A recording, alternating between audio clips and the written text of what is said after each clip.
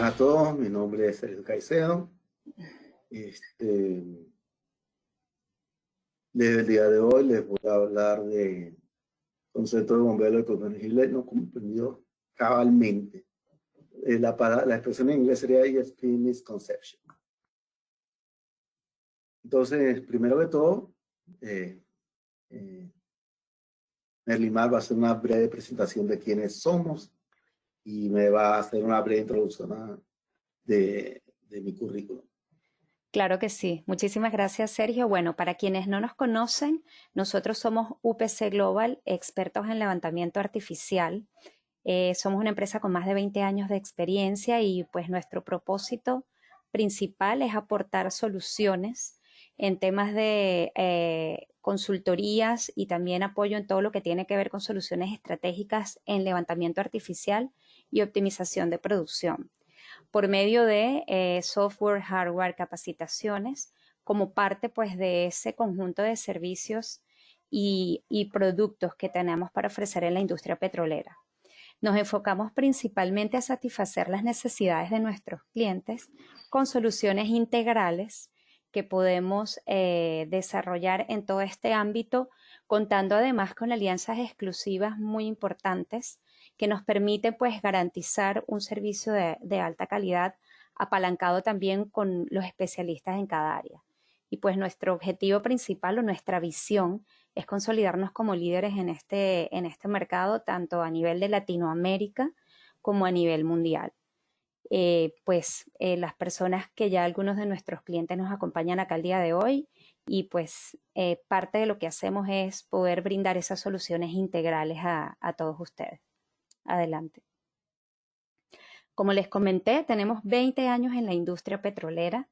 Contamos con 4 bases operativas en Venezuela, en Colombia, en México y en Estados Unidos y hemos podido realizar negocios en más de 40 países en todo el mundo y contamos con representaciones exclusivas a nivel de Latinoamérica, lo que nos permite pues brindarles ese servicio y toda esa asesoría y el acompañamiento de la mano de los fabricantes.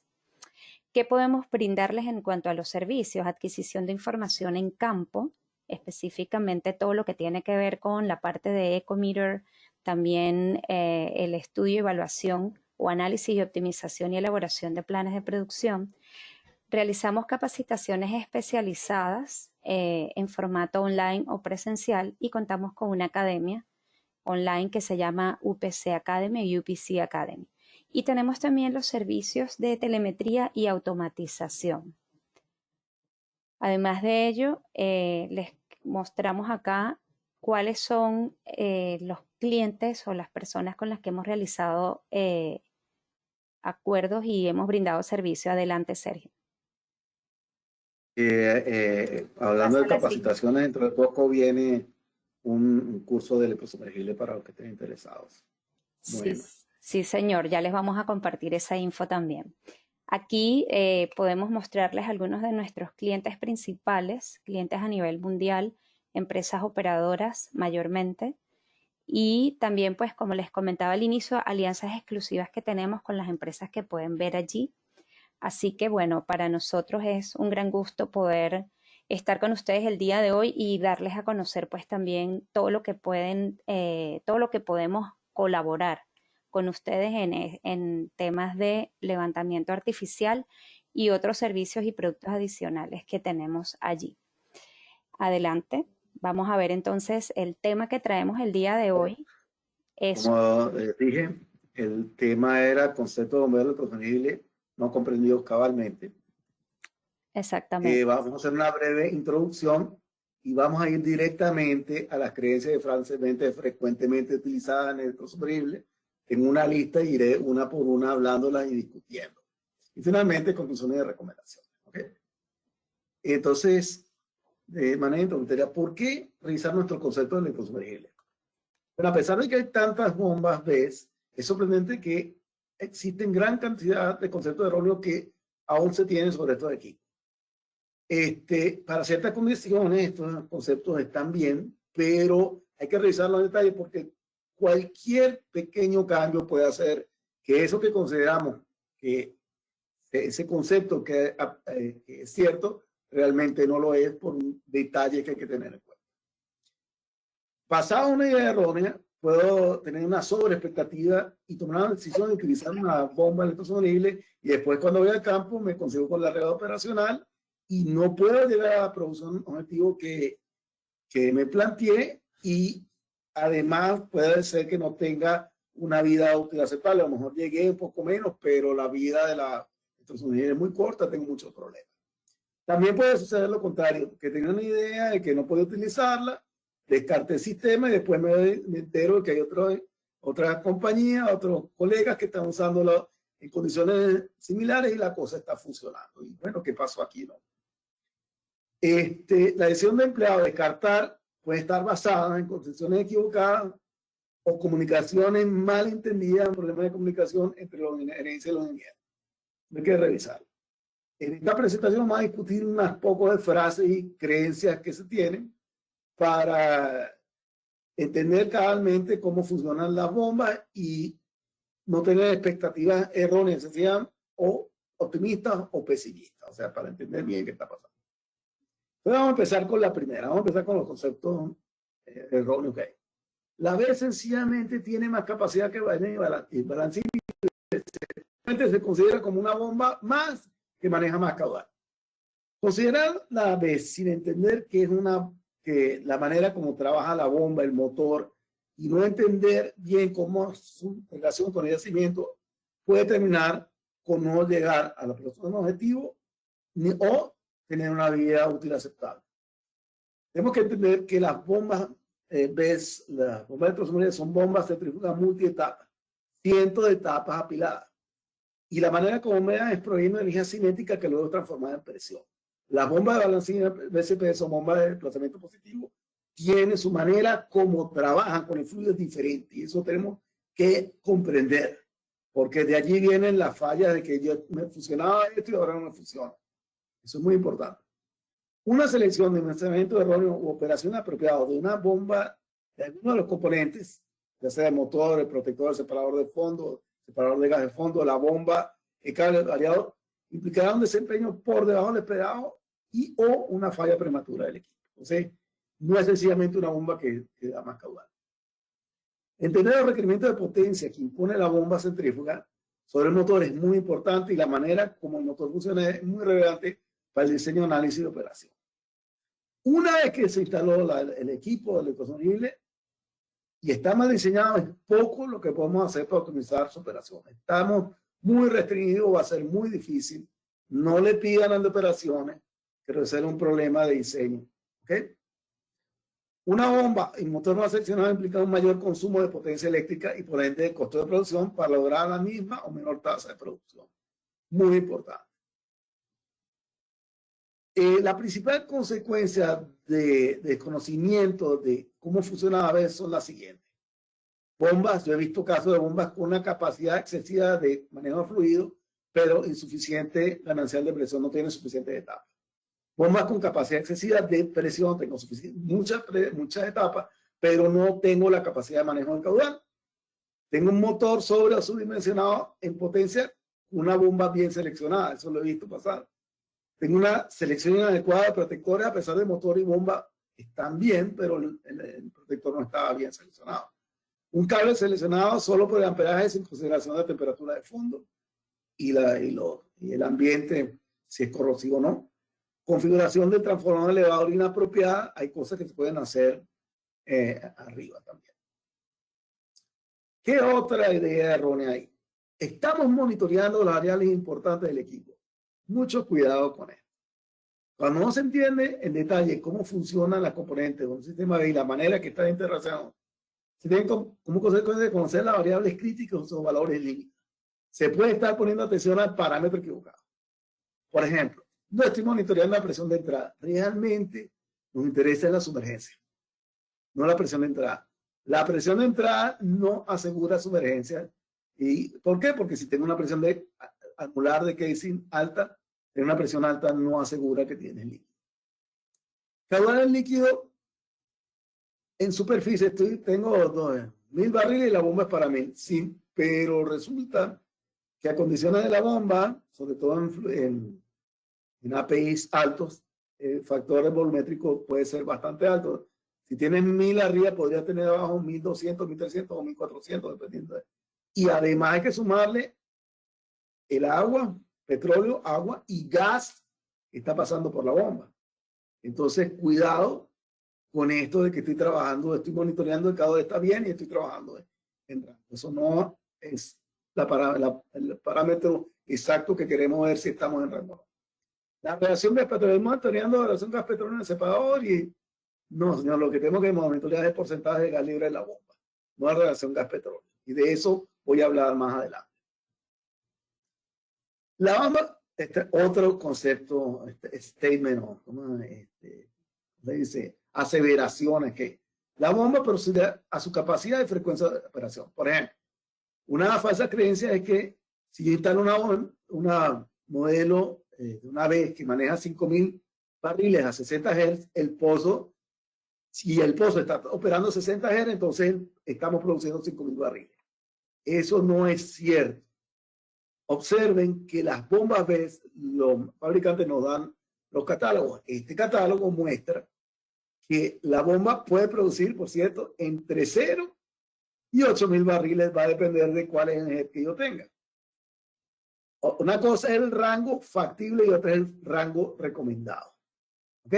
El rango recomendado del fabricante es la zona de alta eficiencia. Esta curva en negro es la eficiencia, esta curva es la altura o presión y esta curva en rojo es la potencia consumida. Y esto está referido a una etapa. ¿Ok? Es decir, que si la bomba está trabajando a 5000 barriles, de fondo, no de superficie, cada etapa está levantando 30 pies. Si tenemos 100 etapas, son 3000 pies de altura, lo multiplica por el gradiente de fluido, vamos a decir que es 0.4, esta bomba está levantando 1200 barriles a esta potencia. Sin embargo, si nosotros estamos en un caso que tenemos mucha contrapresión, podríamos estar trabajando aquí y tener 1000 barriles, no es lo recomendado, pero puede pasar. Y eso es una cosa del diseño de otra operación. Entonces, si tenemos 100 etapas, esto genera 45 pies por etapa por 100, 4500 pies por 0.4, como 1600 libras, si son 100 etapas. ¿Ok? Entonces, una cosa es el rango de operación se va a ajustar a lo que está pasando en el La bomba, siguiendo con el mismo statement, como la bomba puede producir en un rango, entonces el calor de producción en campo será que hay que estabilizar el sistema, el cual está acorde con la frecuencia, el número de etapas instaladas, los diámetros de profundidad de tubería, así como la curva de afluencia del yacimiento. O sea, no necesariamente vamos a producir en el punto de eficiencia. Estaremos en otro rango. Esto es muy importante entender. ¿Ok? Por ejemplo, si yo agarro el mismo modelo de bomba y lo instalo en dos pozos operando a la misma frecuencia, basta con tener algo diferente, ya sea la completación, los diámetros de tubería, la profundidad, la curva de afluencia de yacimiento, el índice de productividad de presión de yacimiento. No van a tener la misma producción ni el mismo consumo de potencia. Aunque sean dos bombas gemelas exactas, si hay un parámetro diferente, no va a producir lo mismo. Así de sencillo. Volviendo a esto acá. Otra que es importante ver. Cabe resaltar, esto es muy importante entender, que lo he visto. Tenemos una curva de afluencia del yacimiento. El yacimiento, en este caso, lo máximo que da son 1000 barriles si tuviera una presión de fondo igual a 0. No es posible, es imposible sacar más de 1000 barriles, no importa lo que usted instale. Si yo instalo esta bomba de 5000, no voy a producir 1000 barriles. Posiblemente van a ser menos porque la bomba va a estar achicando el pozo y se va a estar prendiendo o apagando, va a tener problemas operacionales. O sea que ni siquiera 1000 va a ser menos. Pero ¿cómo es posible si era una bomba de 5000? Porque hay que entender su manera de cómo se interrelaciona con el yacimiento y la completación también. ¿Ok? Este es muy importante. Este es uno de los más mal entendidos. Una alta relación gas-petróleo descarta el uso de BESS y viceversa. Es decir, que si tengo una relación gas-petróleo baja, la puedo usar. Esto no necesariamente es cierto. Normalmente se piensa que por tener alta relación gas-petróleo, por ejemplo, 1000 pies cúbicos por barril, es imposible usar una vez, o por tener una relación baja, 400, 300, es posible usarla. Esto no es necesariamente cierto. Ambas afirmaciones podrían ser no ciertas por las otras variables que afectan el porcentaje de gas libre, pueden aumentar o disminuir su valor. La variable importante se llama porcentaje de gas libre dentro de la bomba. Todos los sistemas de bombeo son afectados de alguna manera por el gas libre. El primer efecto que tiene es que la bomba, es que el gas va a ocupar espacio interno, ¿ok? Lo cual requiere considerar el diseño mayor de capacidad de bombeo. Por ejemplo, si tenemos 2000 barriles, si queremos producir 2000 barriles y tenemos 50% de gas libre en la bomba, dentro de la bomba, fluyendo dentro de la bomba debe estar dimensionada para 4000 barriles, porque el gas llevado a unidades de volumen está ocupando, son 2000 barriles de gas que están entrando dentro de la bomba, entonces la bomba tiene que ser más grande. Entonces el primer efecto que tiene es que ocupa espacio. ¿Ok? Esto es independiente si una BCP, un balance de un jet, el gas está ocupando capacidad de bombeo. Después hay otra que cada método tiene su propio límite de manejo de gas libre y diferentes efectos. El sistema B es más susceptible al gas libre, pues puede quemarse el motor de fondo por sobrecalentamiento, lo cual implica una intervención para el reemplazo del equipo. Aquí vemos una tablita de referencia. Los límites son discutibles, pero más o menos son lo que la gente más o menos acepta, más o menos aceptado como capacidad. Si yo tengo una bomba de electrosumergible y el impulsor de flujo radial, el máximo porcentaje de gas libre que puede pasar a través de la bomba es 10%. Si pasa más, voy a llegar a bloqueo de gas, lo cual significa que tengo que apagar la bomba, hacer algo, o si no tomo acción ninguna, con bloqueo de gas se me va a sobrecalentar el motor y posiblemente se pierde el equipo porque se quema el motor.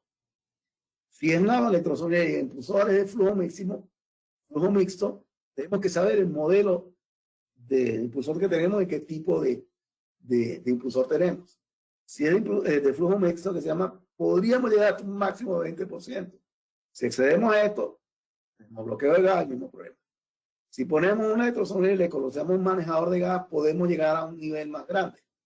Esto, por cierto, este número es después de separación de gas.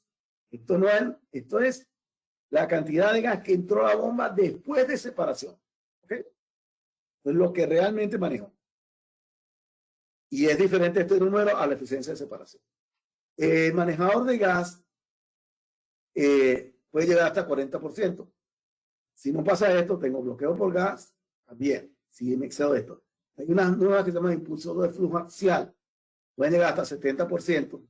¿Okay? Entonces yo necesito saber qué equipo, cuál es el modelo de impulsor que voy a tener. Las BCP tienen otro límite, como 40%. No sufren de bloqueo, pero se va a sobrecalentar el elastómero, va a sufrir y la vida útil va a ser más corta. Hay una que se llama la BCP hidráulicamente balanceada, que puede llegar hasta 60%. Después de allí no hay bloqueo, pero se sobrecalienta y reducción de vida útil. El balancín realmente, más que un límite, es que va a tener baja relación de compresión, no va a tener realmente un problema de que dañe la bomba. Pues si hay un golpe muy fuerte, pueda tener pandeo de varilla, pueda tener un bloqueo temporal de la bomba, pero esencialmente lo que da, la eficiencia va a ser muy baja, está gastando energía para comprimir gas y no está bombeando. Pero no es muy difícil dañarla, o sea, van a sufrir más la varilla que otra cosa. En bombeo jet, en principio no hay mucho problema, pero el problema, la consecuencia es que vamos a requerir mayores volúmenes y presiones de fluido potencia. ¿Ok? Eso se afecta. Nosotros no, la variable a seguir es el porcentaje de gas libre que se calcula con una fórmula que estoy mostrando aquí. Más que entender la fórmula tenemos que ver que depende de la relación gas-petróleo, que es el GOR en inglés, Gas Oil Ratio. Depende de la separación eficiencia de separación de fondo, depende del porcentaje de agua, depende de las propiedades PVT, porque fíjense que aparece la reacción con petróleo, pero también aparece la reacción de gas en solución a las condiciones de la entrada de la bomba. O sea, aparecen los factores volumétricos de petróleo y agua. Y aquí ese factor 14.7 y el factor volumétrico del gas. O sea, es una expresión que hay que analizar. No hay un medidor no hay un sensor medidor de porcentaje de gas en la bomba, no lo tenemos. Lo que normalmente es que se pueden adquirir datos para estimar este número y lo que hacemos, estimamos el número y lo comparamos con nuestra tabla de límite y tenemos cuidado con eso. Eso es lo que tenemos que poner, no la relación gas-petróleo. Para visualizar esto, vamos a usar una publicación que mira los conceptos de EIPR, Enriching Flow Performance. Aquí vemos en colores lo siguiente, tenemos esta línea continua sería la afluencia del yacimiento a condiciones de fondo. Si yo instalo la bomba a condiciones de fondo, los puntos negros te están mostrando gas entre 0 y 1%, no hay problema.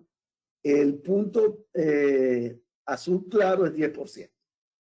Es decir, que si instalo la bomba a la profundidad de perforaciones, en este caso, podría llegar a esta producción de este ejemplo, hasta 4.000 barriles, pero si quiero producir más de 4.000, voy a tener más de 10, voy a tener entre 10 y 15%.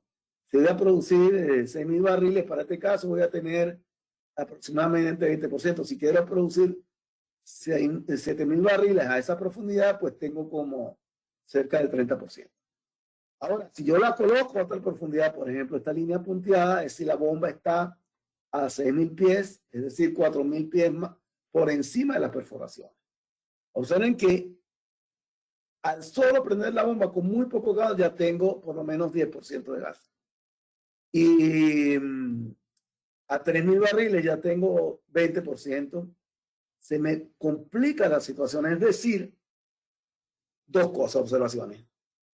La condición operativa me cambia el porcentaje de gas libre. A una profundidad fija, a mayor producción, tengo más gas libre.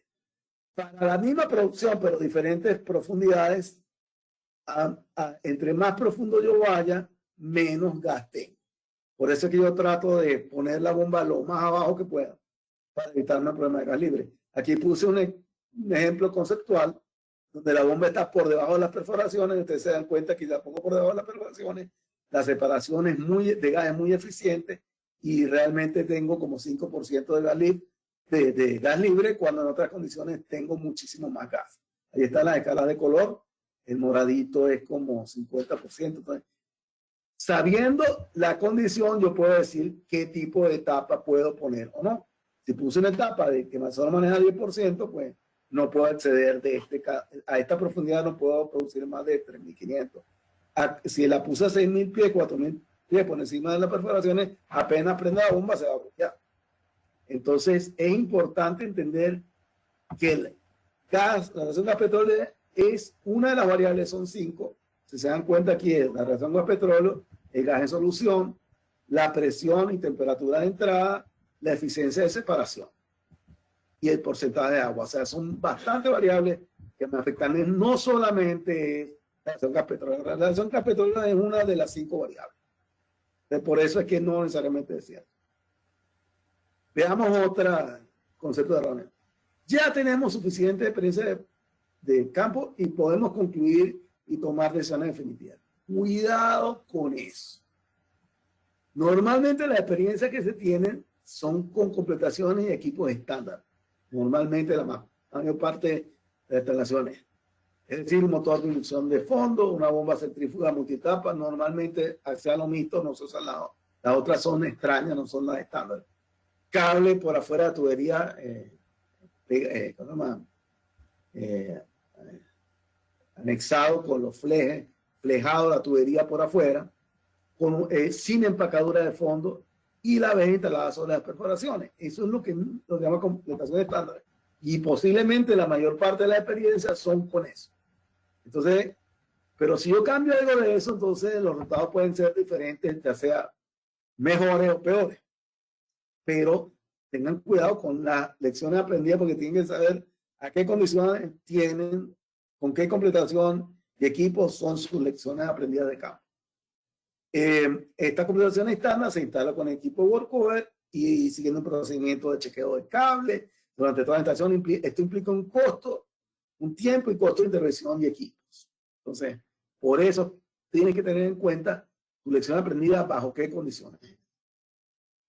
Pero existen variantes de completaciones y equipos especiales. Esta pequeña variante puede implicar grandes diferencias, ¿ok? En el desempeño y la producción.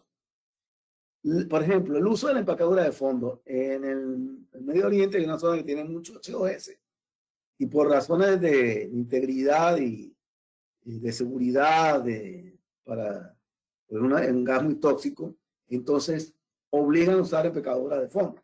En otras partes he conocido que aunque tengan HOS, lo hacen sin empacadura, pero hay unos sitios donde te obligan a usar la empacadura de fondo.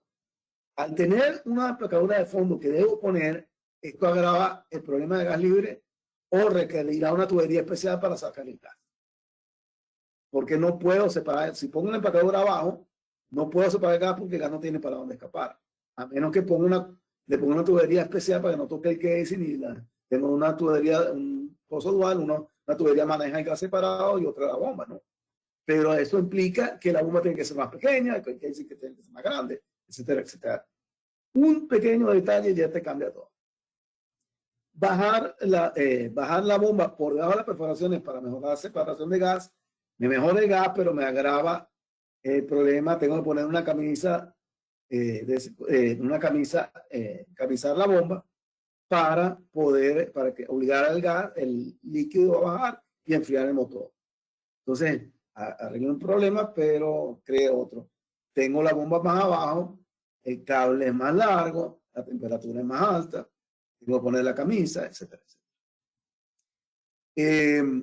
Existen, por ejemplo, otras cosas. Existen bombas que se instalan con cold tubing, otras que se deja fija con el cold tubing, otras con el cable preinstalado por el exterior, o sea, se hace un workover donde se pone el cable externo por afuera con un conector de fondo, pero la tubería tiene que ser de 5,5 o tubería de 7 pulgadas, eso no se lo habían dicho. Puedo poner el cable puedo bajarla con wireline, con wire, no con slickline, con wireline, pero el cable potenciado por fuera. Es decir, que si hay una falla de cable o de conector de fondo, hay que hacer un workover igual. Pero permite cambiar, si se daña la bomba, el protector o el motor, lo puedo cambiar con un wireline. Pero recuerden que tengo que poner una tubería de 5,5 o de 7. O sea que el casing tiene que ser gigantesco. ¿Okay? Hay una última generación de BES, los últimos que ha salido, que están en pruebas ahorita en varias partes, en Middle East, que son bombas que la bomba, el motor, todo se puede bajar con guaya fina.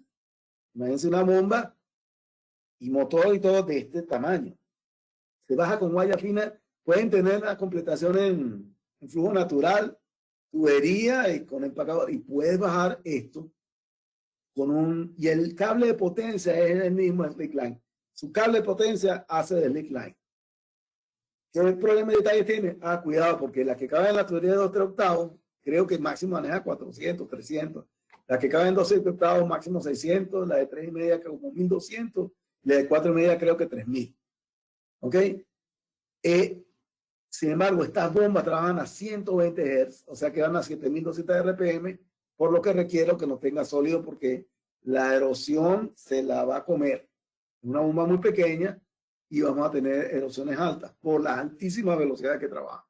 Tiene que trabajar así de rápido, así de alta frecuencia para compensar lo pequeñitas que son. ¿Okay? Otras consideraciones, los white tools, la línea de inyección de química, completaciones inteligentes que requieren que el cable es de control, que tienen que ser, todo esto genera restricciones de espacio que la tienen que tomar en cuenta para la completación y para saber cómo lo bajar y cómo va a afectar, me pone restricciones, tengo que usar equipos más pequeños, etcétera, etcétera. Eso me va a afectar la selección de equipo y por lo tanto el desempeño. Los materiales afectan la capacidad. O sea, si pongo un material que aguanta mayor torque, pues puedo ampliar la ventana. Materiales para corrección, para alta temperatura, para vibración por sólido, eso me cambia. Por cierto, hago comentario que donde yo trabajaba en Abu Dhabi, nosotros el estándar tratábamos de poner todo con muy buenos materiales, aunque no necesitábamos, poníamos el cable número 1, aunque no fuese necesario, poníamos los ejes high strength, aunque no fuese necesario, etcétera, etcétera. Todo lo hacíamos para extender la vida. Aunque el yacimiento era de muy buena propiedad, la vida promedio ahí era 2000 días, que son ¿qué? Como 6 años y medio, la vida promedio, había bombas de 10 años. Entonces hay que tener en cuenta eso para tus lecciones aprendidas. Otra, la decisión está justificada económicamente, ya sea para rechazar o para aceptar, ¿no? Entonces la primera pregunta, ¿ustedes se consideran todas las variantes de computación en equipo y materiales de BES para tomar esa decisión de aceptar o rechazar? Estas variantes pueden implicar mayores costos o menores. Se descartan estas soluciones por su mayor precio o se tomaron por su menor precio. El costo del equipo es un indicador económico inapropiado, no es el mejor. Mejor es tomar el valor presente neto, considerando la vida extendida del equipo y los costos de producción diferida e intervención instalada. Ese es el indicador. ¿Cuánto tiempo va a correr la bomba? ¿Cuánto puedo producir? Ese es el indicador, cómo se va a bajar la potencia. Voy a hablar un poquito de eso, de consumo, etcétera. Eso lo tengo que tomar en cuenta. Otro error es observar la producción diaria sin tomar en cuenta si alguna variable está alcanzando su valor crítico que implica una falla inminente. ¿Qué significa eso? Hice el análisis económico, lo he visto hacer, y entonces al dedo se dijo, y en la vida, 2 años de vida media. ¿Por qué? Porque esa es la vida media del campo. Ojo, esa es la vida media del campo con lo que venías haciendo. Puede ser que vamos a mejorar, a tratar de entender, o si te equivocaste, la vas a costar.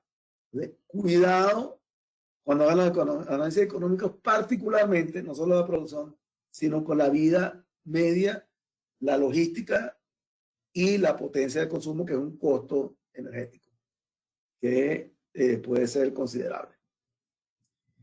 Hablando del costo eléctrico, las P siempre están asociadas a alto consumo eléctrico. HP, kVA, como quieran escribir. La potencia eléctrica consumida es igual al caudal por el diferencial de presión de entrada y presión de descarga, dividido entre la eficiencia de la bomba. ¿Ok? Entonces, ¿qué pasa? Lo que tradicionalmente ha pasado es que las veces se han instalado en pozos de gran caudal, o sea, el Q que aparece ahí es grande, y con unos diferenciales de presiones altos. Entonces, este producto es grande. ¿Ok? Por lo tanto, se han requerido motores para este caso, que estoy de 4000 barriles, 4000 PSI, requiere 500 HP o más, en algunos casos, dependiendo de dónde está la eficiencia de tu bomba. Sin embargo, existen veces para caudales de 600 barriles, donde solo requiere 1000 PSI. Incremento. Para ese caso, calcula la potencia y con 30 HP está más que bien. O sea, no siempre vamos a hablar de motores de 500 HP. ¿Ok? Porque eso es una consecuencia del caudal, el diferencial de presión requerido y la eficiencia de la bomba. Las bombas tienen un punto de eficiencia energético máximo. Normalmente los equipos grandes es como 65%, por ahí anda. Los equipos de pequeño diámetro baja como 40 y pico el pico. Pero esta eficiencia puede disminuir a la mitad o menos, es decir que vamos a consumir el doble de energía eléctrica. Vamos a hablar de esto. Veanlo aquí. Digamos esta bomba. Esta bomba tiene un pico de eficiencia de 65% para 5000 barriles. Ahora, supongamos que mi pozo es de 1000 barriles. Si mi pozo es de 1000 barriles, tengo esta bomba, puedo producir, no es que no vaya a producir, sino que va a haber, puedo lograr mi producción, pero como la eficiencia, allí está el 20%, posiblemente va a consumir 3 veces más energía, 2 o 3 veces. Si yo esta bomba la cambio por una más adecuada, ¿ok? Entonces, observen que esto no fue cambio de frecuencia. Cuando cambio de frecuencia, ¿cómo se llama? La curva de altura sale de diferente altura. Esta es otra bomba más adecuada para ese caudal. Fíjense que para este caudal de 1000 y pico, tiene 60 y pico % de eficiencia. Es decir, que para el mismo caudal voy a consumir menos potencia. Les menciono un caso real. Hay una bomba sobredimensionada, se sustituyó por otra más adecuada, como les mostré ahorita, y se instaló un motor de magneto permanente. El consumo bajó de 400 kilovatios a 260 kilovatios para producir la misma tasa de producción. Cuando ustedes calculan el ahorro de la cuenta de energía eléctrica, era $120,000 anuales. Es decir, que si la bomba vive 3 años, el solo ahorro de energía pagó el equipo y la instalación. ¿Ok? Y esto tiene que ver con esto que acabo de explicar. Hay que tener mucho cuidado. La gente se fija sobre el caudal, pero no se fija en la eficiencia, y hay que ponerle atención. Las variables más influyentes del proceso de producción están claramente identificadas. Yo diría que en general se conocen algunas variables que inciden en el desempeño, pero no todas están claramente identificadas por el ingeniero de operación. A veces se diseñan sistemas B, pero no se conoce con precisión alguno de los datos necesarios. Si se hace un diseño con una curva de afluencia que no estaba desactualizada, la presión de yacimiento, el IP, otra relación gas petróleo, etc. Y se instala un equipo como no tenemos los datos, entonces me copio el diseño de un pozo vecino, asumiendo que el pozo tiene todas las características iguales, y ahí viene el problema. No conocía la presión estática, no conocía el IP y no va a funcionar bien. Basta que exista una variable importante ligeramente diferente para tener un resultado distinto. Por ejemplo, 100 pies de profundidad adicional por encima o por debajo de las perforaciones o mayor Douglas severity. Eso ya me cambió el escenario.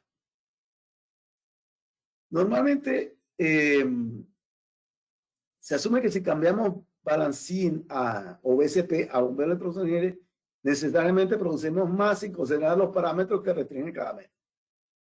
Variables que no afectan al balancín, que no le ponemos atención, o a veces pueden tener gran incidencia. Por ejemplo, la viscosidad.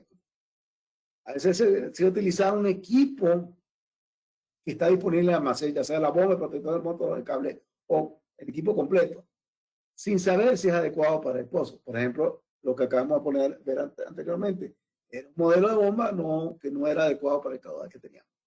Como consecuencia, el equipo, si bien es capaz de producir, estoy sacando una producción, estoy sacando 500 barriles de 100, no está sacando lo que el potencial de yacimiento, que a lo mejor era 1000 o 1200. Algo estoy sacando. Yo suelo decir que producir petróleo no es tan difícil. Lo que es muy difícil es sacar el máximo de petróleo con la menor cantidad de recursos. ¿Ok? Eso sí es complicado.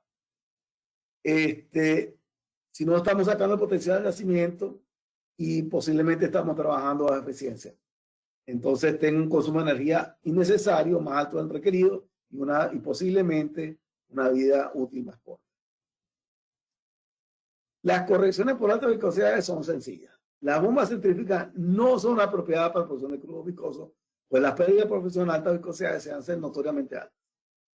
Cuando digo viscoso, estoy hablando de viscosidades de fondo por encima de, yo diría que por encima de 500 ya la cosa es, 500 centipois ya es bastante problemático. Ya se puede, pero los costos energéticos hay que compararlo y ver si lo podemos hacer con otro sistema, ¿ok?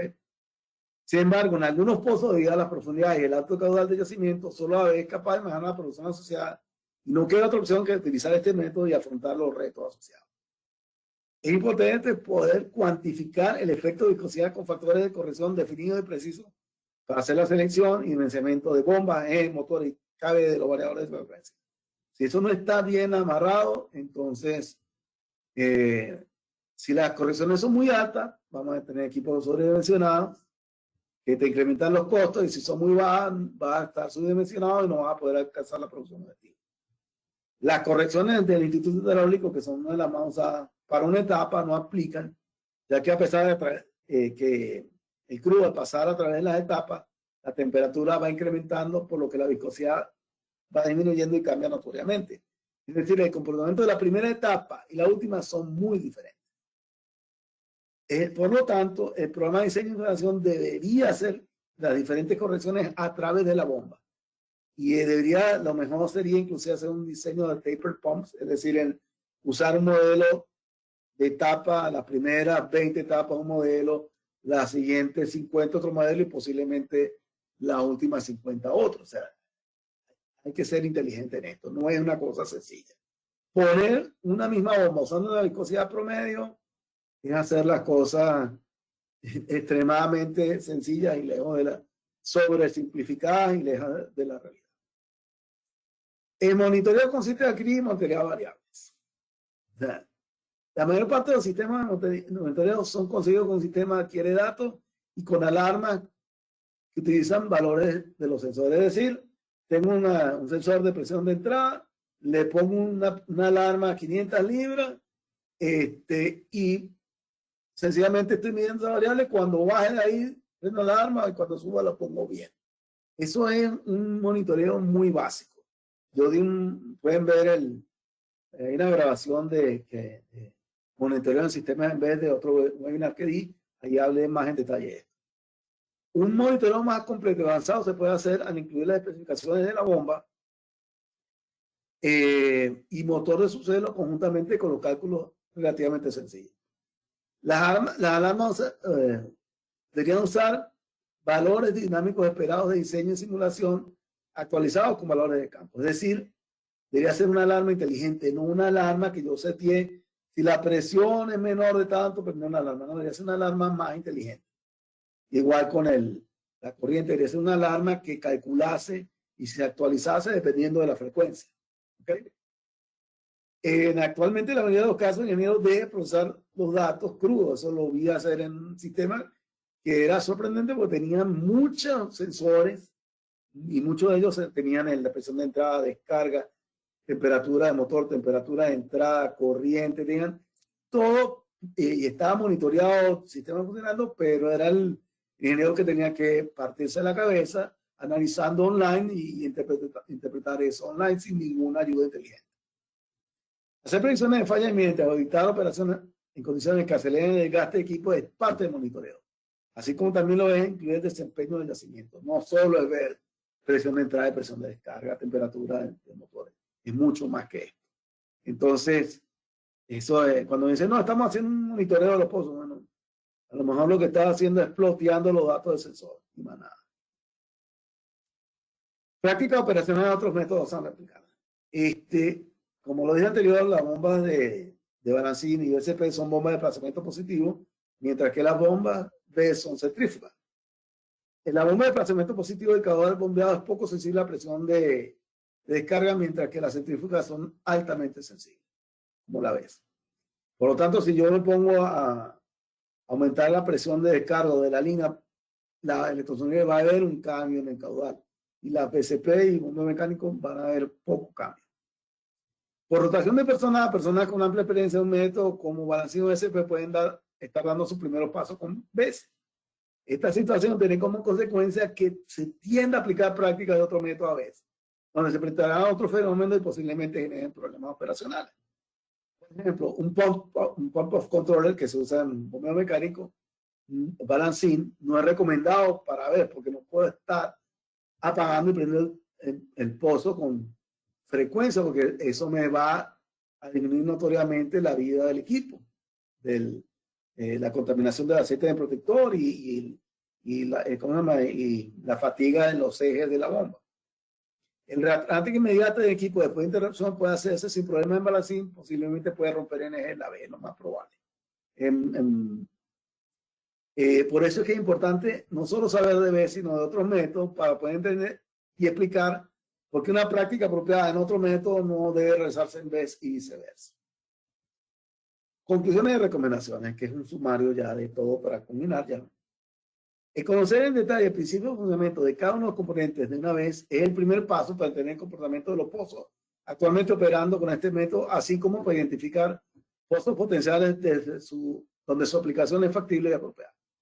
Identificar las variables críticas para cada componente del equipo es fundamental para realizar diseño apropiado, hacer un monitoreo adecuado e inteligente. Es esencial comprender la diferencia y la relación entre las especificaciones nominales de la B y el comportamiento del equipo operando en pozo para poder realizar el diseño, análisis y optimización de estos equipos. Conocer cómo se calcula el gas libre y su interrelación con la fluencia de elementos es fundamental en el diseño y operación de la B, que podría implicar bloqueos por gas. Muchas de las lecciones aprendidas de consecuentes decisiones están asociadas a completación estándar de B, por lo que es importante conocer las diferentes variantes y sus correspondientes ventajas y limitaciones, con el propósito de tener una ventaja ampliada que permita tomar decisiones más acertadas y actualizadas a las nuevas tecnologías. Los indicadores económicos avanzados, como el valor presente neto, deben ser utilizados al evaluar un nuevo diseño en vez, teniendo en consideración la vida útil extendida a utilizar tecnología más adecuada. Los consumos de potencia eléctrica de instalaciones de BES no son necesariamente o intrínsecamente altos, por lo que debe revisarse en detalle para ver si un diseño mejorado permite reducir el consumo eléctrico y justificar un cambio de equipo. ¿Ok? Es necesario conocer de manera precisa los efectos de viscosidad en pozos electrosumergibles para apropiar selección, diseño y operación de estos pozos, para evitar el sub o sobredimensionamiento de equipos y sus correspondientes problemas. El monitoreo es una actividad más integrada que va mucho más allá de solo adquirir, graficar las variables y programarlas. Algunas prácticas de operaciones de otros métodos, como veo por variación o cavidad de probabilidad, no pueden ser aplicadas en vez y viceversa. Pueden generar problemas operacionales o fallas inminentes de equipo. Bueno, gracias por su tiempo. Si tienen algunas preguntas, pues comenzamos con esta sesión.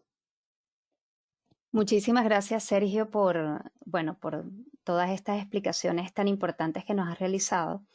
Hasta ahora no tenemos una pregunta en el chat, sin embargo, se abre en este momento la sesión de preguntas y respuestas. Y a mí particularmente sí me gustaría preguntarle a las personas que nos acompañan el día de hoy, de todos esos conceptos que vieron, ¿cuál fue el que de pronto les generó más impacto, ¿sí? Que pudo ser como que, wow, un llamado de atención. Atención, sí. Sí. Eso es importante. Eso es importante porque nos permite pues situarnos también en el contexto de cada quien. Nos comenta por aquí Miguel, gracias por tus aportes, Sergio, excelente disertación, felicitaciones. Allí les compartí en el chat algunos enlaces, un enlace al blog para que puedan leer sobre lo de las curvas enriquecidas y también los enlaces al canal de YouTube, donde pueden ver ambos webinars que mencionaste, el de monitoreo y el de EIPR. Y me gustaría aprovechar para entonces compartirles también un enlace del próximo curso que vamos a tener sobre bombeo electrosumergible, diseño y evaluación. Y me gustaría pues que Sergio le puedas compartir alguna información sobre eso mientras les paso el enlace. Básicamente, respecto al curso, dices tú. Sí, lo voy a compartir en este momento. Bueno, una de las cosas que ustedes pueden ver, y lo he visto, yo he dictado muchas veces este curso de electrosumergible en muchas partes, muchas compañías, en PDVSA, en Medialis, en México, en Argentina, etcétera, etcétera. Entonces, es sorprendente cómo personas que tienen bastante experiencia de campo se llevan una sorpresa. Uy, yo no imaginaba este detalle, no lo sabía. Realmente valió la pena. Yo pensaba que me la sabía todas y realmente no era así. No sé cuál de estas statements que dije, yo creo que la del alto consumo eléctrico es una de las que más le llama la atención a la gente, y la de tomar conclusiones con lo que se tienen y la del gas. Yo pienso que esas son cuando veo el curso donde la gente siento que tiene un impacto en, oye, no pensaba que esto era así, tengo tanto tiempo trabajando y nadie me había explicado ¿cómo se llama esto? No estaba enterado de estos nuevos equipos que, por ejemplo, el que mencioné aquí, creo que alguien está preguntando Sí, aquí te voy a por comentar. el de el de los nuevos equipos, ¿dónde están? Este del Slackline, y que estaban preguntando por ahí. Ok, ya te Sí, comento. hay dos compañías que ofrecen esto, por lo menos hasta el año 2019, que yo supe, de 2020 hasta el momento. Una es Novomed, creo que le llaman, comercialmente digamos que se llama Colibrí, es el nombre comercial. Y la otra que yo sé se llama Sealift. Hay algunas diferencias por ejemplo, ambas. Es sorprendente, les puedo mandar el link, si ustedes me dicen, les mando el link del video para que vean. Es impresionante ver cómo bajan un equipo una vez cuyo motor y diámetro, por cierto, son motores de magneto permanente, por eso es que se pueden hacer tan pequeñitos y que tienen que trabajar a 120 Hz, 7200 RPM. ¿Cómo puedes bajar en 3 horas con el inline y poner operado una bomba de autosumergible y ver que lo hace con un lubricador en superficie y más nada? Y ver el equipo bombeando y se ve saliendo el fluido, eso es impresionante. ¿Ok?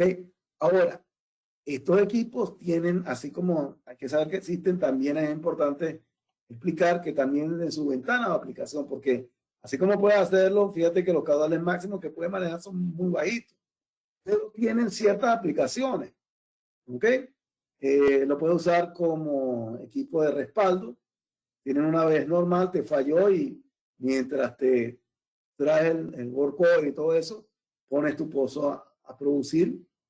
Esto en algunos casos hay sitios donde la burocracia tomaba, donde traen el Middle East, tomaba 3 meses entre que reportaban la falla y hacían el cambio, ¿no? Entonces puedes tener la bomba, traer esto, y tiene 600 barriles, no tiene cero, pero no puede llegar a los 3000 que tenías con el equipo estándar, pero no tiene cero barriles. Puedes utilizarlo para evaluar una formación. Quieres evaluarla y no quieres gastar en un equipo, lo alquila y baja tu cosa, la pruebas 2 horas y te lo llevas. Puedes usarlo como una alternativa a arranques de pozos en vez de hacer un suaveo, un suave, no hacer una inyección de nitrógeno. Instalas tu electrosumergible, produces 10 horas, sacas todo el fluido de compensación y la sacas con el Slackline sin pagar el pozo prácticamente. Entonces, tiene su ventaja, no es un sustituto, pero es algo que puedes tener en cuenta allí. En zonas donde el workover sea excesivamente costoso, costa afuera, profunda, agua profunda, tal vez una buena solución intermedia, ¿entiendes? Te ahorra un dinero importante. Entonces hay que entender que estas cosas están ahí. Está la otra que va con Warline. Hay una confusión entre estas dos, por cierto. Una es la de Warline, con el cable por fuera, el cable de potencia va por fuera, flejado, y la bomba la bajas y retiras el Warline. Una vez que instalas, te llevas el Warline. Y otra cosa es esta donde el cable se queda, el line lo dejas ahí instalado, no te lo llevas. Es parte de la completación. Es muy interesante de verlo. Eso es algo bastante nuevo y vale la pena estar al tanto de eso. Ahora, yo traté de hacer una prueba, creo que este año lo van a hacer. Estuve tratando de probar eso desde el 2016, y la compañía que la tenía buena ahorita, estoy atendiendo nada más a Malasia, estoy atendiendo nada más a la gente de Arabia Saudita, tengo poca gente, una compañía pequeña, tengo poco personal que lo hace, pero a medida que vaya creciendo esto y otra compañía lo ofrezca, pues veremos un cambio importante. ¿Qué otra pregunta hay por ahí? Tengo comentarios bien interesantes y gracias Sergio por esa mirada, ¿no? De lo que decías ahorita, puede ser una solución intermedia muy beneficiosa. Mira, No es sustituto. sí. Comenta Víctor Stanford, dice, el impacto económico está limitando el uso de estos equipos, dadas las condiciones Es un comentario de las condiciones, situación del mercado actual. También comenta Edison Pero Jiménez. de nuevo, el análisis económico no sé sobre qué, por ejemplo, vamos a suponer el caso de Abu Dhabi, que el tiempo de vida allí es de 2000, promedio 2000 días, o sea, como 5 por 3, 15, como 5 años y medio, 6 años. Ese análisis económico, si la bomba dura 6 años, no va a tener un workout en 6 años. No es lo mismo que había una zona, recuerdo en Venezuela, una muy agresiva que tenía graves problemas de carbonato, que el tiempo promedio era 6 meses, 3 a 6 meses. Entonces el escenario económico no es lo mismo.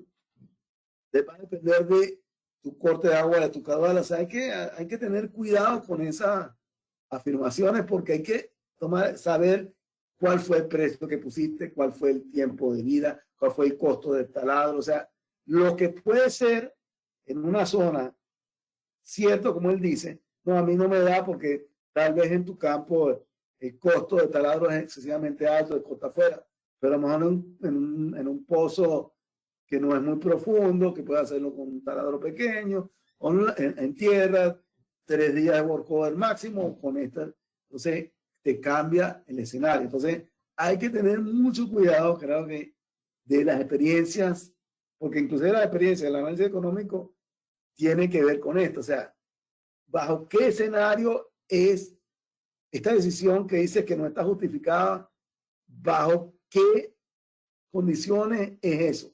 Lo que puede ser cierto que está diciendo podría ser no tan cierto si algo cambia. A eso me refiero. Estas dos trabajan juntas, estas dos afirmaciones, ¿no? Ok. Puede ser que lo que él diga es cierto, puede ser que no. O cambia mañana. Exactamente. Ese es el mensaje. Gracias.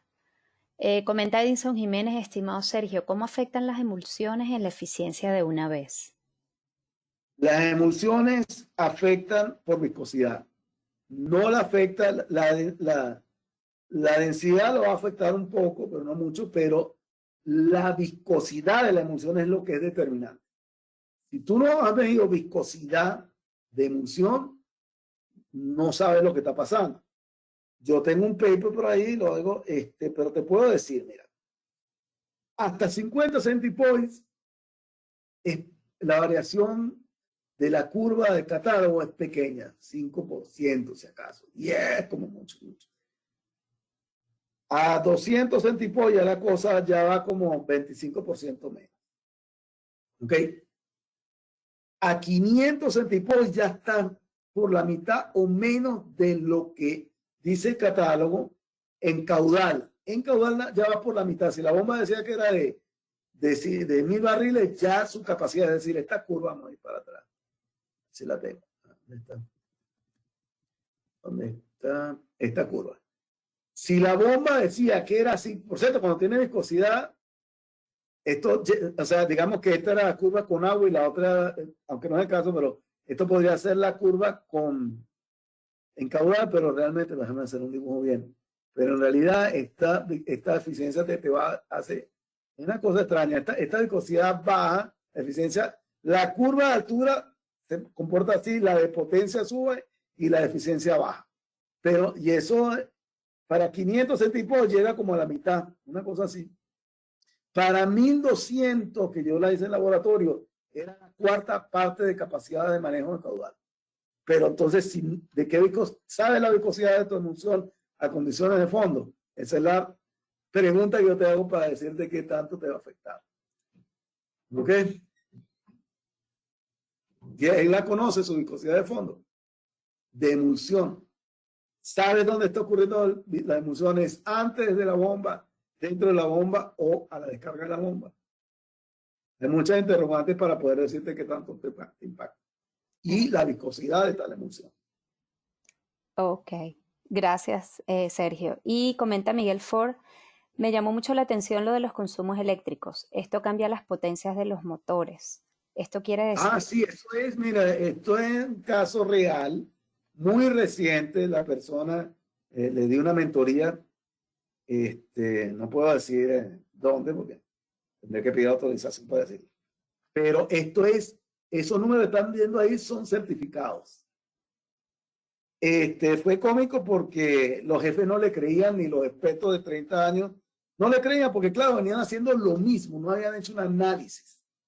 Entonces, hicimos el análisis, yo lo mentoreé, le digo, mira, la bomba está mal seleccionada, el motor está mal seleccionado y el consumo se bajó de 400 kilovatios a 260. ¿Ok? Para producir exactamente, él no perdió producción. La cosa fue tanto que se dio cuenta que podía en ese caso, con ese ahorro de el consumo, pagar el equipo. O sea, prácticamente le salió gratis el equipo. ¿Entiendes? Para otros casos, si estamos hablando de también hay casos que es un pozo que no requiere mucho HP, entonces te ahorraste de 40 kilovatios a 26 kilovatios. Entonces, ese ahorro de energía son $12,000 al año. Por eso no pegué la décima parte de esto. $12,000 al año no vas a pagar la completación. Entonces no vas a sacar, en ese caso, fue interesante porque sacaron la completación a pesar de que la bomba estaba funcionando. Se dieron cuenta que era tanto el consumo eléctrico que tenían problemas en el área.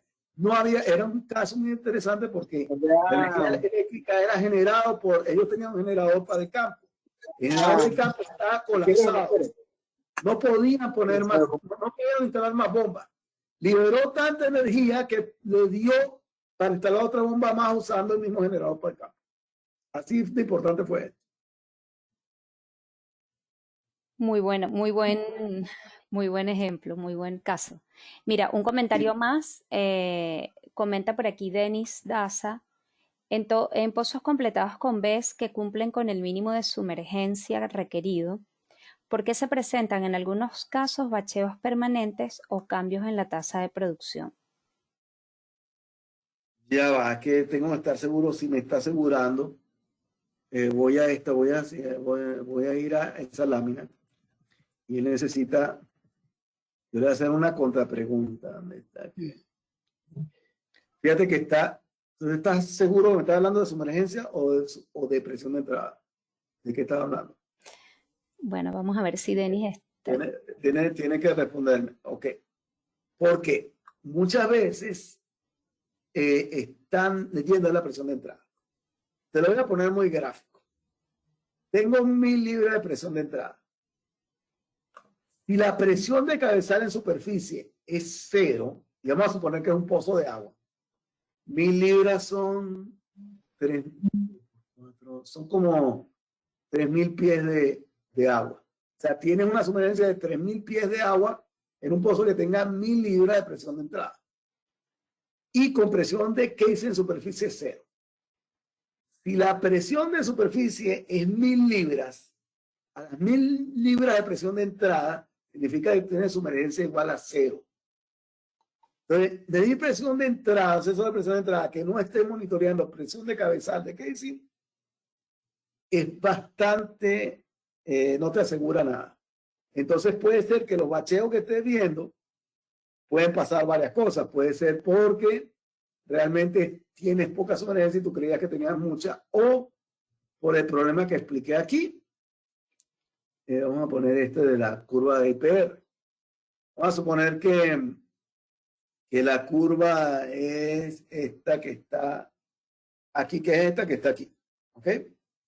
Entonces, la de abajo, que la bomba estaba lejos. Vamos a usar la curva punteada. Esta es la curva de afluencia referida a la entrada de la bomba si la bomba está a 4,000 pies por encima del yacimiento, por ejemplo. O sea, el yacimiento estaba a 10,000, la bomba estaba a 6,000, por ejemplo.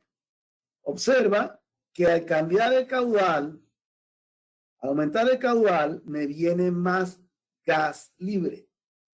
El porcentaje de gas incrementa. ¿Por qué? Porque está bajando la presión de entrada. Al bajar la presión de entrada, incrementar el gas libre, la bomba pierde capacidad y entonces empieza a manejar y se echa para atrás. Y después, como bajaste el caudal, entonces ahora tengo menos gas libre, empieza a aumentar y el sistema se pone inestable.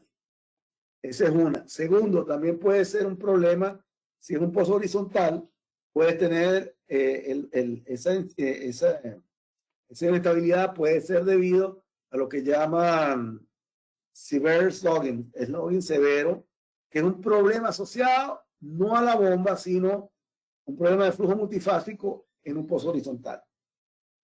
No hay una línea, un pozo horizontal perfecto. El pozo tiene subida y bajada, no es horizontalmente perfecto.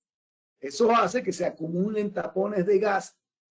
Si la presión de fondo está por encima de la presión de burbuja, va a tener tapones de gas acumulados en ciertas partes de la tubería de la sección horizontal.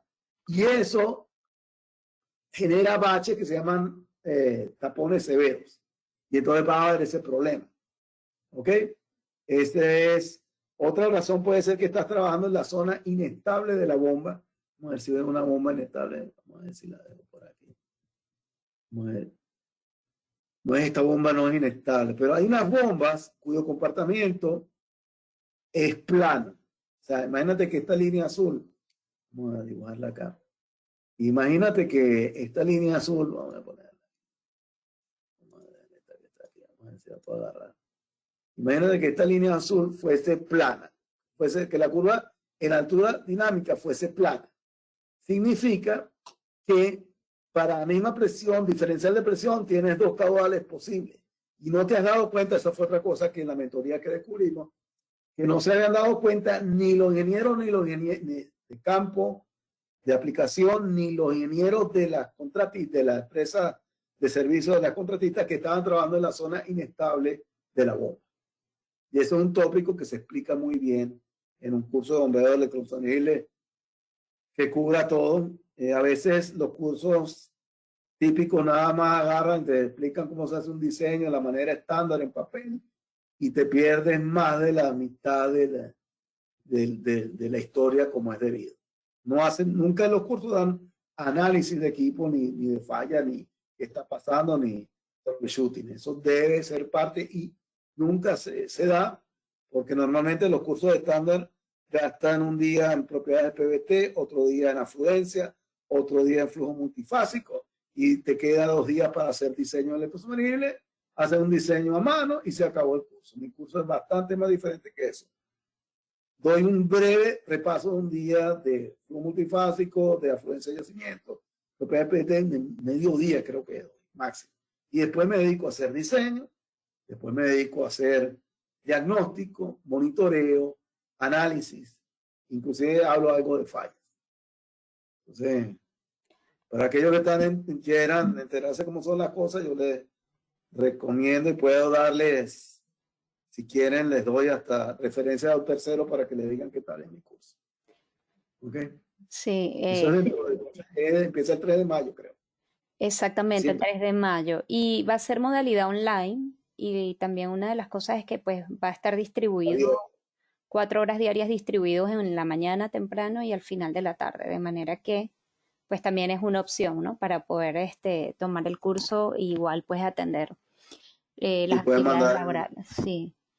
La inscripción se hace por la página web de la empresa, ¿no? Sí, aquí les compartí el enlace, ahí ustedes van a encontrar los detalles y van a ver también lo del contenido programático, pero bueno, para mí qué mejor explicación que la que tú puedes dar y es como este tema de decir, bueno, no solo quedarte con la teoría, sino el entendimiento y la transferencia de conocimiento desde tu experiencia, pues realmente es muy valiosa, ¿no?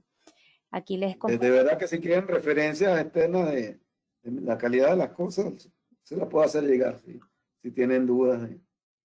Bueno. Y bueno, una última consideración, una última pregunta que hace por aquí Edinson Jiménez. ¿Cuál sería el porcentaje de gas libre promedio que hoy se manejan en el mercado para las BES? Ya va. Que hoy en día se manejan en el mercado para que las BES manejan gas con buena eficiencia, según tu experiencia o conocimiento, sin usar separadores. Esa pregunta se va a responder en la tabla y la pregunta en sí no tiene sentido por lo que está viendo acá. ¿Qué tipo de etapa? La bomba de flujo radial, lo que la gente máximo pone es 10%. Estos números son los que normalmente ya se saben en campo. Si tú tienes, y por eso es que necesitas saber qué equipo instalar.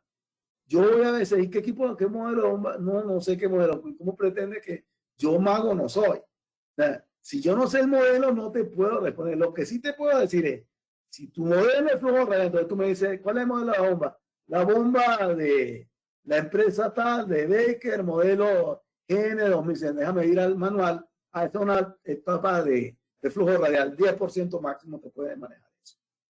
No, este es el modelo tal. Déjame ver el manual. Esta es una de flujo mixto. Tal. Esta es una de manejador de gas. Esta es una la de flujo axial de, no me, creo que se llama Poseidon, se llama. Eso llega hasta 70%, 65%. Y les digo, esto es después de separación. Esto es muy importante. Puede ser, esto es muy importante para aclararle aún más, puede ser que antes de llegar al separador de fondo, tú tenías, les voy a poner un ejemplo para que vean qué tan traicionero es esto y qué tanto tengo que conocer. Si yo tengo 90% de gas libre antes de separación y tengo un separador 90% eficiente, ¿cuánto quedaría después de separación? Entonces todo el mundo dice que 10%. Eso es lo que normalmente la gente hace porque usa el sentido común y nosotros los ingenieros no usamos sentido común, usamos matemáticas. Si tienes 90% de gas antes de separación, significa que por cada barril de líquido tenías 9 barriles de gas. Si quitaste el 90%,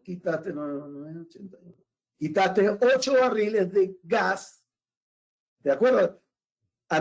Tiene 90% del separador. O sea, un barril de líquido y 9 barriles de gas. Ahora le quitaste el 90% de 9 barriles, 9 por 9 es 8 barriles, 8.1, 8 barriles. ¿Cuántos barriles te quedaron de gas? Te quedó un barril de gas y un barril de petróleo. Un barril de gas y un barril de petróleo es 50% de gas. Es decir, que si tú pones cualquiera de estas con esas condiciones va a fallar. La única que podría aguantar es el flujo axial. Si tenías, antes de separado, tenías 70%, o sea, tenías un barril de líquido y 7 de petróleo. Y le quitas el 90%, 7 por 9, son 63, te quedan 6.3 barriles, menos 7, queda punto 5 barriles, algo así, punto 7. Entonces, ¿cuánto es el porcentaje de gas libre? Sería 0.7 dividido entre 1.7. Eso te da como 30%, 40%. Sí puedes trabajar con esta. No puedes trabajar con impulsor mixto. Tienes que poner manejador de gas o impulsor. De las cuentas hay que echar. Y esas cuentas requieren cálculos. No requieren sentido común. Requieren cálculos. Y en mis cursos son bien pesaditos en cálculos, pero usted va a aprender allí a olvidarse de las frases y a ser más ingeniero. Es importante esta. Entonces, esa pregunta te la responde esta tabla. Y no puedes hablar de cuál es el promedio. Es más, ni siquiera puedes hablar ese porcentaje de gas a la entrada de la bomba, porque inclusive yo puedo tener 10% de entrada a la entrada de la bomba. La presión de entrada era 500 libras. A la descarga tengo 4.000. Si la presión de burbujeo es 3.000 libras, significa que a la descarga estoy por encima de burbujeo, a la descarga tengo 0 gas. El porcentaje de gas libre cambia a través de la bomba. Este porcentaje de gas libre es el porcentaje de gas libre que es la primera etapa de la electrosumergible. Esa es la que tiene la peor condición.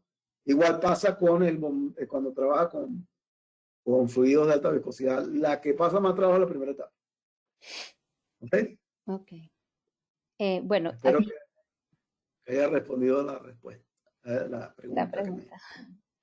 Denis Daza comenta, en esa zona inestable que comentas tiene relación directa cuando la bomba está en down thrust o en up severo. No, pues, mira, voy a tratar de hacer un dibujo en Excel, aquí en PowerPoint, a ver si puedo. Voy a tratar de hacer el dibujo. Y eso fue un regaño y esa compañía, se llevó un regaño de esa compañía. Voy a tratar de copiar esto, un momentico, voy a tratar de hacerle. Yo he visto bombas, voy a tratar de editar esto. Déjame hacer un copy paste acá porque ya va. Entonces, fine. Tengo que hacer el dibujo para poder, que no me puedo explicar con palabras, ¿ok?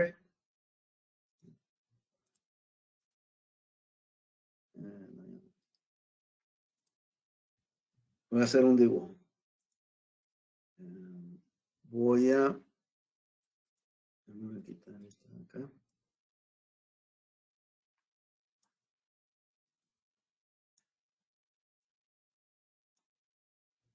Ok. Yo he visto bombas que la curva azul, déjame hacerle aquí un grupo.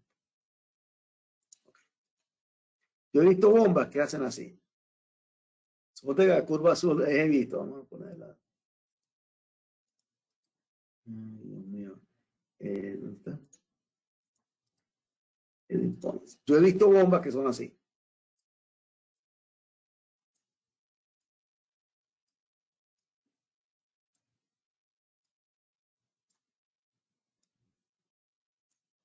¿Ok? Suponte que la bomba es así, ¿ok? Vamos a darle un poquito. Es más, he visto una que son de abajo. Vamos a darle. Edit points. He visto bombas que son... Tener mucho cuidado con eso.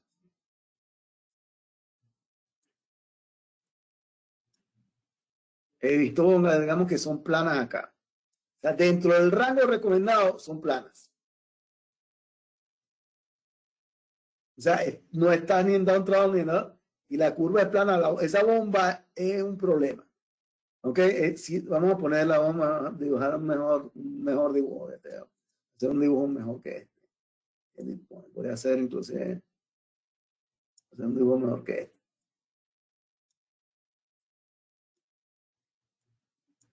Yo esta bomba la usaría, voy a hacerle un zoom, si voy a trabajar por encima de los 5.000 barriles, porque aquí es estable, aquí es inestable, cuando es plana. Está dentro del rango recomendado, pero es inestable. Y esto es el rango recomendado entre comillas, ¿ok? A veces he visto unas cosas que le llaman, he visto bombas, voy a poner otro ejemplo, voy a poner un ejemplo de cuidado con eso del rango extendido, porque también tuve esos casos. He visto bombas así, que es la original, vamos a ponerlo, ¿dónde está esto? ¿Dónde está? He visto,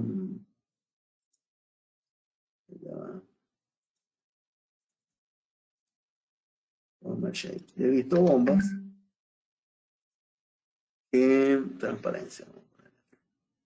He visto que le llaman de rango extendido. O sea, la bomba original era con un rango el amarillo y el extendido es este. Entonces, que le hicieron ahí, le pusieron unos cojinetes mejores, le resolvieron materiales para que no tenga, aunque esté en severo empuje descendente o ascendente, la bomba no produzca, está ensamblada tipo, no está flotante, está armada de otra manera. Entonces dice, no, de rango extendido, más que en realidad suelen ser así, un poquito más de alta, y entonces dice, no es de rango extendido, no. La bomba, le pusiste otros materiales, agarraste ¿cómo se llama esto? Agarraste vamos a quitar las curvas esta, quitar este. Ay, Dios mío, me equivoqué. Te digo lo que pasó ahí. Agarraron, he visto esto.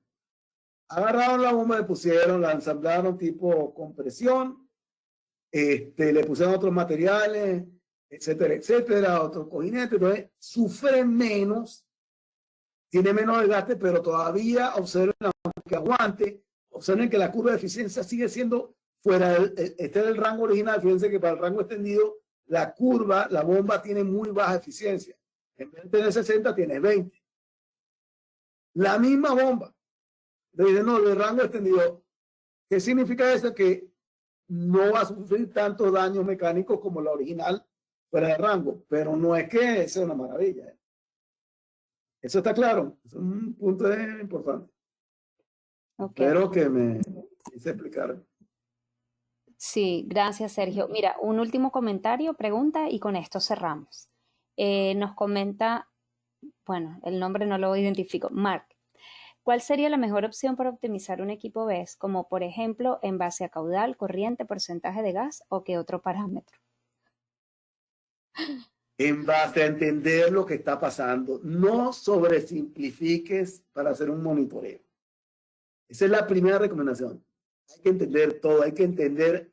No, mira, observa algo interesante aquí con la potencia. Te voy a decir para que tú veas los problemas. Vamos a ver esta gráfica otra vez. Observa lo siguiente de la gráfica original.